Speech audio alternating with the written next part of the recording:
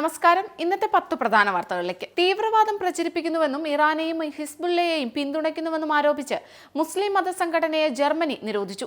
Islamic centre ഹാംബർഗിനും അനുബന്ധ സംഘടനകൾക്കും നിരോധനം ഏർപ്പെടുത്തുമെന്ന് ഫെഡറൽ ആഭ്യന്തര കമ്മ്യൂണിറ്റി മന്ത്രാലയം അറിയിച്ചു. നേപ്പാളിലെ ത്രിഭുവൻ അന്താരാഷ്ട്ര വിമാനത്താവളത്തിൽ വിമാനം തീപിടിച്ചുണ്ടായ അപകടത്തിൽ പൈലറ്റ് രക്ഷപ്പെട്ടത് കോക്പിറ്റ് വിമാനത്തിൽ നിന്ന് വേർപെട്ടതിനെ തുടർന്നെന്ന് റിപ്പോർട്ട്. പതിവ് അറ്റകുറ്റപ്പണിക്കായി പൊക്രയിലേക്ക് പോവുകയായിരുന്ന ശൗര്യ എയർലൈൻസിന്റെ വിമാനമാണ് ബുധനാഴ്ച രാവിലെ അപകടത്തിൽപ്പെട്ടത്. എത്യോപ്യയിൽ കനത്ത മഴയെ തുടർന്നുണ്ടായ മണ്ണിടിച്ചിലിൽ മരിച്ചവരുടെ എണ്ണം 229ആയി. കാണാതായവരുടെ എണ്ണം സംബന്ധിച്ച് ഇപ്പോഴും വ്യക്തതയില്ല. വെടിനിർത്തൽ ചർച്ചകൾക്ക് മുന്നോടിയായി US കോൺഗ്രസിനെ അഭിസംബോധന ചെയ്യാൻ നെതന്യാഹു വാഷിംഗ്ടണിലെത്തി.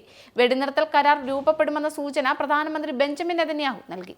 അമേരിക്കൻ പ്രസിഡന്റ് തെരഞ്ഞെടുപ്പിൽ നിന്ന് പിന്മാറിയതിന് പിന്നാലെ രാജ്യത്തെ അഭിസംബോധന ചെയ്ത പ്രസിഡന്റും ഡെമോക്രാറ്റിക് പാർട്ടി നേതാവുമായ ജോ ബൈഡൻ പുതുതലമുറയ്ക്ക് വഴിമാറുകയാണ് US ജനാധിപത്യത്തെ സംരക്ഷിക്കാനുള്ള ഏറ്റവും നല്ല മാർഗമെന്ന് ജോ ബൈഡൻ പറഞ്ഞു. ബജറ്റിൽ എല്ലാ സംസ്ഥാനങ്ങളെയും പരാമർശിക്കാനാവില്ലെന്ന് ധനമന്ത്രി നിർമ്മല സീതാരാമൻ.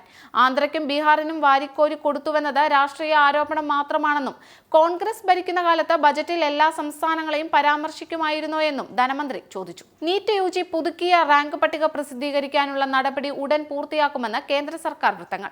44 പേർക്ക് 1ാം റാങ്ക് നഷ്ടമാകും.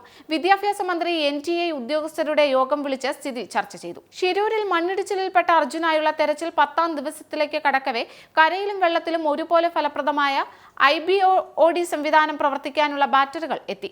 ഡൽഹിയിൽ നിന്നും രാജധാനി എക്സ്പ്രസിലെത്തിയ ബാറ്ററികൾ കാർവാർ സ്റ്റേഷനിൽ ഇറക്കി. സംസ്ഥാനത്ത് സെക്രട്ടേറിയറ്റിൽ ഭരണസ്തംഭനം. 2 ദിവസമായി ഫയലിംഗ് പണിമുടക്കിയതോടെ ഫയൽ നീക്കം പൂർണ്ണമായി നിലച്ചു. നിത അംബാനി രാജ്യാന്തര ഒളിമ്പിക് കമ്മിറ്റി അംഗമായി വീണ്ടും തിരഞ്ഞെടുക്കപ്പെട്ടു.